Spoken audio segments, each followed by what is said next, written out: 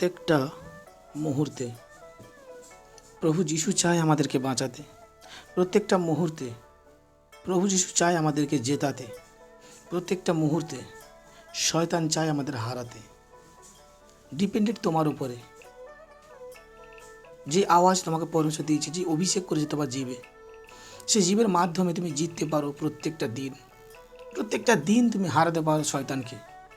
তোমার উপরে সে বরদান আছে পরমেশ্বরের। মার্ক লিখিত সুসমাচার 4 অধ্যায় 15 পদ বচন যদি আমরা পড়ে দেখি, সেখানে স্পষ্ট বলা আছে, প্রভু বলছেন, কারোর মধ্যে থেকে যেন না শয়তান সে বচনকে হরণ করে, কারোর মধ্যে থেকে যেন না শয়তান সে বচনকে চুরি করে নিয়ে যায়।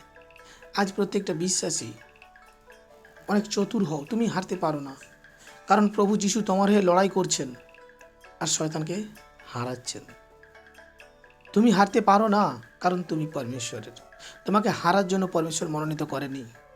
প্রত্যেকটা বিশ্বাসী জাগো আর শয়তানের প্রতিরোধ ক্ষমতাকে উঠাও হাতে। সেই শাস্ত্র বাইবেলকে উঠাও আর শয়তানের প্রতিরোধ করতে শেখো। আর এক খুশির মুহূর্তকে নিয়ে চলো প্রভু যিশুর নামে, কারণ তোমার সহায় জীবন্ত প্রভু যিশু আছেন।